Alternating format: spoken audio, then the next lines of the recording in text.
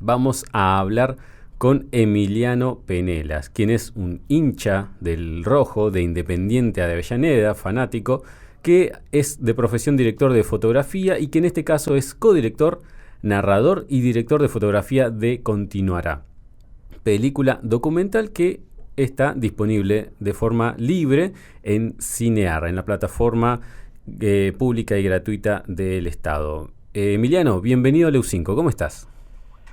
Hola, ¿qué tal? ¿Cómo estás? Bueno, sí. Quería, de chico quería ser director de cine, que es algo también que a veces comento, incluso en la película, a veces lo digo con los alumnos. Quería ser director de cine y haciendo la analogía futbolera, como todo chico que quiere ser el goleador del equipo. Y después va descubriendo que hay otras posiciones en las que jugar, claro, y otras cosas que hacer, y me terminó gustando muchísimo más involucrarme con la parte de la fotografía. Además me gusta sacar fotos, soy coleccionista de películas, de material fílmico, por lo menos un acumulador de cosas. Y a partir de eso es que surge la idea de Continuará con Fermín Rivera, que él sí es director, con el que venimos trabajando juntos en 7 u 8 largometrajes, y en los que siempre fuimos introduciendo cosas en fílmico, o filmando en Super 8, en 16 milímetros, así que es algo que nos interesaba y nos gustaba a los dos. Y como bien vos decías, hace alrededor de 10 años empezó esta transición de una forma bastante caótica, desordenada, ¿no? De repente Kodak decreta la quiebra, se empiezan a implosionar los edificios, se deja de fabricar películas de un día para el otro y ni siquiera la industria sabía muy bien para dónde ir, ¿no? Era como que patearon un hormiguero y bueno, y vamos a ver cómo nos arreglamos. Fue muy improvisado todo, y en ese momento daba la sensación de que eso que tanto queríamos, que tanto amábamos, iba a dejar de existir, ¿no? El fílmico, las proyecciones, la película, el celuloide. Y de hecho empezamos el documental con una mirada bastante pesimista, ¿no? El documental se iba a llamar La muerte del cine. Mira. Y digamos, como todo documental, además de pandemia de por medio, lleva su tiempo, lleva su trabajo. Y de a poco empezamos a darnos cuenta, primero, que este era un problema mundial, que no solo nos afectaba a nosotros, ¿no? Y después que empezaba a ver en pequeña escala gente que reivindicaba, que sostenía, que trabajaba con este material, pequeños laboratorios que reabrían, grandes empresas y directores renombrados que le pedían a las compañías que vuelvan a fabricar películas, que iba a ser útil y que es necesaria todavía sostener la película. Laboratorios que empezaron a reabrir, laboratorios grandes. Bueno, y entonces ahí empezamos a pensar en esto de, Continuará. Y por lo que comentás, hace varios años que comenzaron con esta idea, porque fue prepandemia, como mencionabas. Sí, empezamos prepandemia. Seguimos en la pandemia. De hecho hay una escena en el documental donde se me ve entrando a mi casa con barbijo. Y bueno, y pudimos estrenar ahora a mitad de año, y como vos decís, a partir de este fin de semana está disponible en Cinear, así que es una alegría que la película se pueda ver en todo el país también de esa manera, ¿no? Y concretamente, ¿cuáles son los puntos principales negativos de esta transición del soporte físico, del material, de la película en fílmico en 35 milímetros? ¿Cuáles son las ventajas de pasar de ese soporte físico al digital? Mira, lo primero que pasó fue eso de que no hubo un ordenamiento, entonces digamos que la tecnología digital todavía no estaba preparada para cubrir y suplir todo lo que el fílmico le daba. Simplemente fue un tema económico industrial. Ese mismo problema económico es el que empezaron a darse cuenta las propias grandes productoras que les hacía falta, porque el fílmico ya ha probado que dura más de un siglo. Está probado que el material fílmico conservado en buenas condiciones casi puede ser eterno, y en malas condiciones puede durar por lo menos 100 años, como ya lo demostró. Mientras que los formatos digitales primero tienen una vida efímera, y requieren la migración constante de los datos. Digo, muchas de las personas que quizás nos están escuchando en algún momento manipularon un disquete, sí. Y hoy no tienen cómo leerlo ese disquete, o algún material, bueno, ni hablar de un zip, por ejemplo, ¿no? O el pendrive que quizás dejaron en un cajón guardado y lo vuelven a agarrar 5, 6 o 10 años después, ese pendrive no anda. O la tarjetita de memoria de la cámara de fotos que hasta ayer andaba bien, hoy dejó de andar. No hay muchas explicaciones para eso. Entonces me están obligando a ir mutando de soporte. O la obsolescencia programada, ¿no? Las cámaras actuales o cualquier aparato tecnológico, un celular, que todos tenemos un celular en el bolsillo, sabemos que cada 2 o 3 años vamos a tener que cambiarlo porque su sistema va a dejar de ser útil, porque va a salir lo mejor, o porque directamente puede ser que la propia compañía que lo fabricó deja de realizar las actualizaciones que requiere para seguir andando. Entonces, cuando el material fílmico solamente alcanza con guardarlo y resguardarlo en algún lugar medianamente conservado a una temperatura y una humedad determinada, ya está. No, eso dura para siempre. Eso es lo que se dieron cuenta también las grandes empresas, ¿no? De que, no sé, por decir algo, la Warner Bros. Explotó Casablanca a más de 70 años en todos los formatos habidos y por haber porque surgió de un negativo. Entonces se dieron cuenta que había que filmar o que había que preservar el negativo.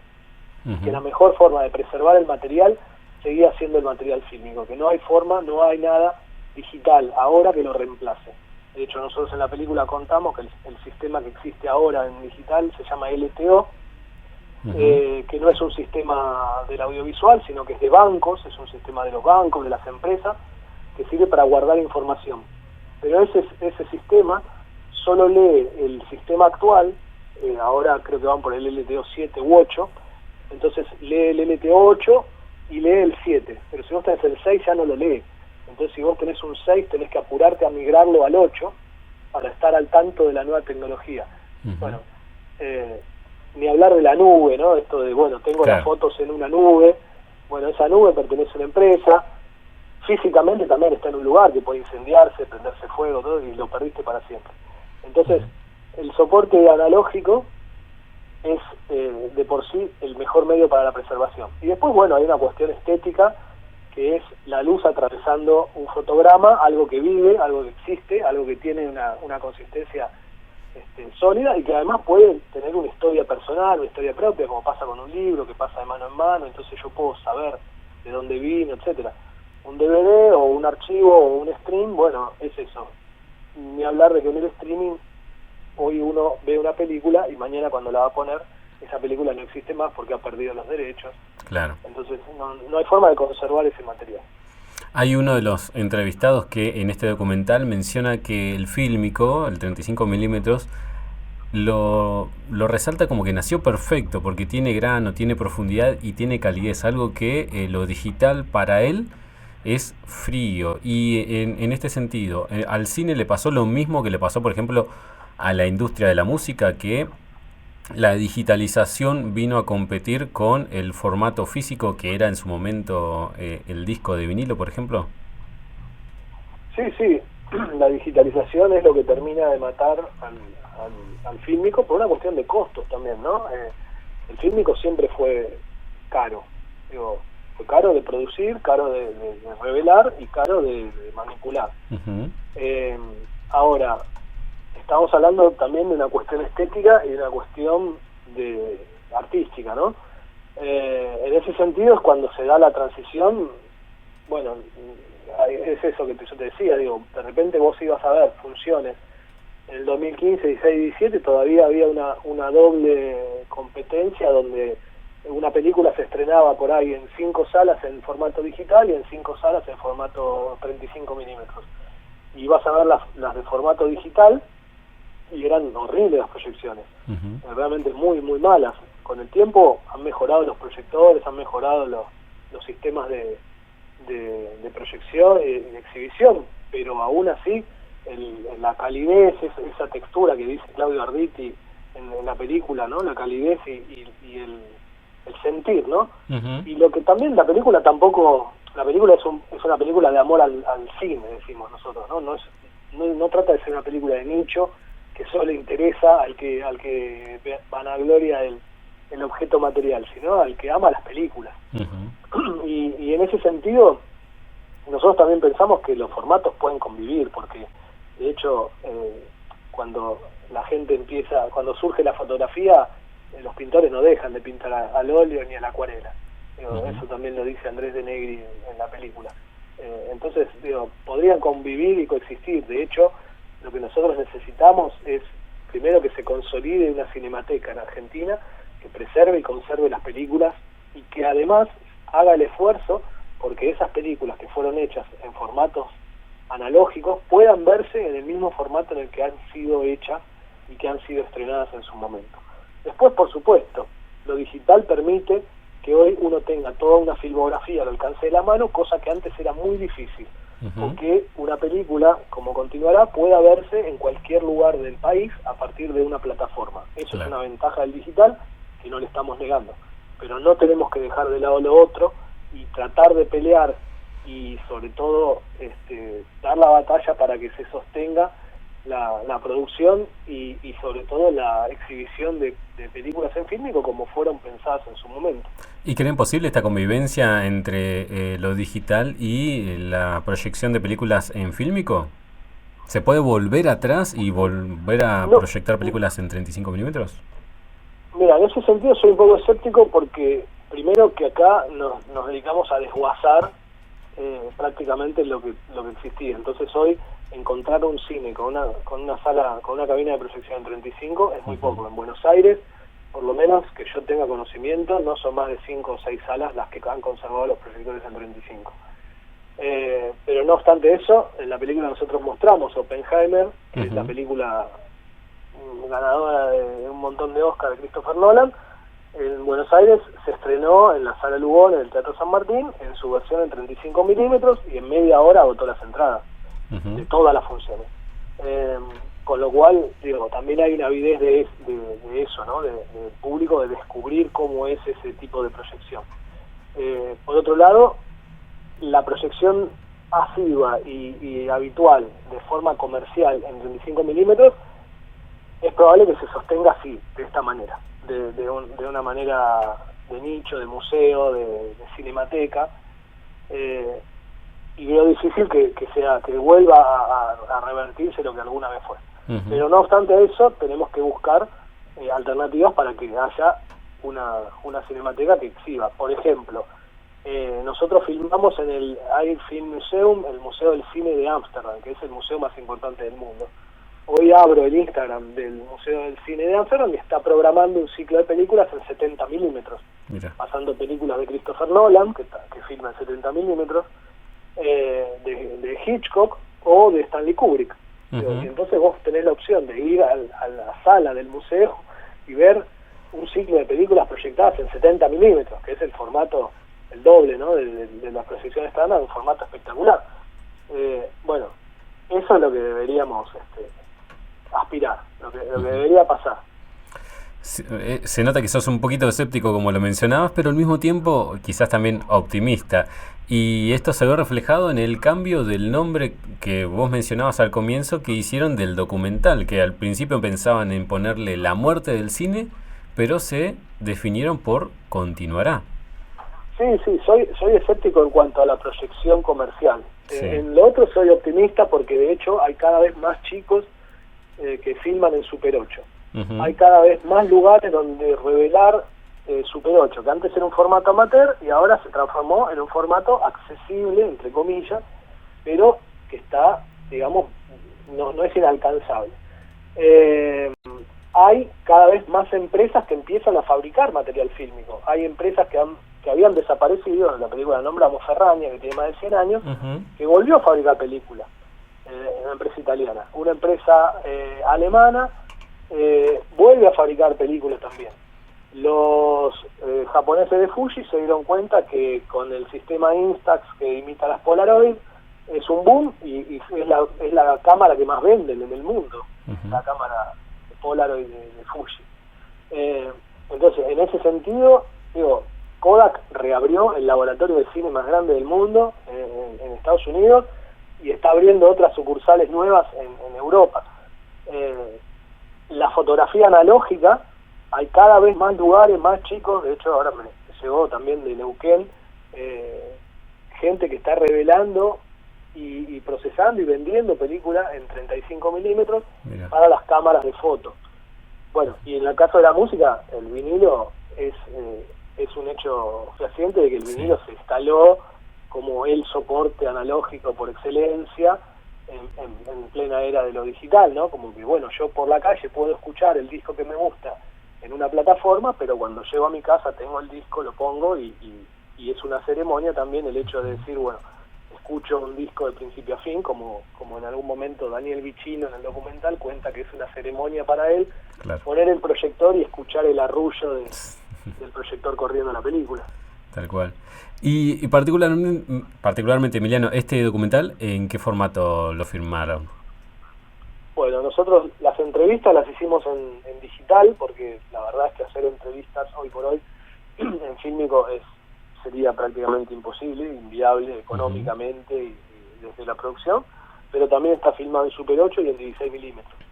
Hay mucho material de la película que está filmado en Super 8 y otro tanto en 16 milímetros, tanto en color como en blanco y negro. ¿Y qué repercusión ha tenido el documental entre los amantes del cine y quienes quizás no conocen tanto de la historia del cine y se encontraron con este documental sobre la transición de lo analógico a lo digital? Bueno, en ese sentido estamos muy contentos porque la película, siendo una película pequeña y digamos, también hablando de un tema específico, ha tenido un montón de repercusión en medios, en interesados, en notas, y en una repercusión excelente, ¿no? En gente que la ve y que le gusta mucho, y el que no conoce nada nos dice no sabía nada de todo esto. Mucha gente que todavía piensa que en las salas se pasa con un proyector, gente grande que piensa que todavía se sigue pasando con el proyector y la película, y más chicos que nunca supieron que el cine se pasaba en un rollo. Así que están los dos espectros que había un proyectorista también. Claro, y que había un proyectorista. Sí, agradecen, digamos, la información. Y la gente que es más cercana, hace poco, la semana pasada vimos una función especial en el Cine Gomón, donde fue Hugo Colace, que es el presidente de la Asociación de Directores de Fotografía, y no sé si por casualidad o porque estaba él, fueron un montón de colegas, directores de fotografía, coloristas, etcétera, y era como la emoción, ¿no? Decir, bueno, yo viví esta época, yo la conozco, yo sé de qué están hablando, y gente emocionada, no te digo llorando, pero casi. Entonces también me parece que llega por ese lado, ¿no? Del que vivió esa época y la revive, y del que no la vivió o la desconoce y le parece que la película le da mucha información al respecto, sin ser, insisto, algo de nicho, y tratando de no ser solamente informativa.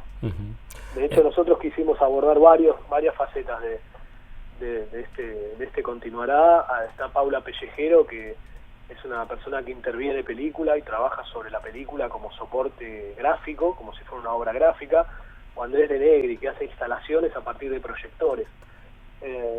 Con lo cual, digamos, abrimos el panorama. Está Serge Bromberg, que es uno de los principales conservadores y restauradores de películas del mundo, que lo filmamos en París.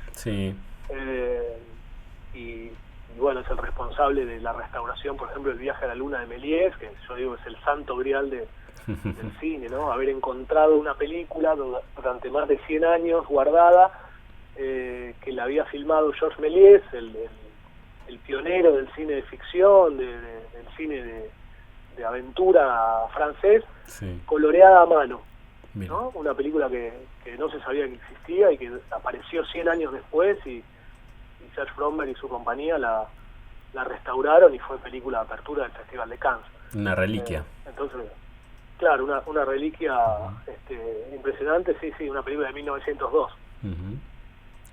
De hecho, nosotros, el documental finaliza con la proyección que hicimos de una película de 1905, y bueno, que todavía se conserva en film y está disponible. Emiliano, te agradecemos muchísimo el tiempo con la radio. Obviamente los saludos para Fermín, tu compañero en esta ruta para realizar Continuará, una película documental que está disponible en Cinear. Así que nuevamente gracias y un abrazo. Muchísimas gracias por el espacio y bueno, espero que sí, que puedan ver la película y que nos pueden seguir en Instagram en @continuarapelícula. Excelente. Hasta luego. Muchas gracias, hasta luego. Allí pasaba Emiliano Penelas, quien es director de fotografía y en este caso trabaja en la codirección y en la narración y también en la dirección de fotografía de Continuará, una película documental que se declara como un homenaje al cine, una historia de amor al cine, él mismo lo declaró así, y que relata lo que es y lo que significó la transición del cine en formato físico, es decir, en el soporte de 35 milímetros, en la cinta de 35 milímetros, al formato digital. Una producción argentina, un trabajo documental argentino disponible en Cinear en la sección de estrenos. Viento a favor. El aire fresco de la radio.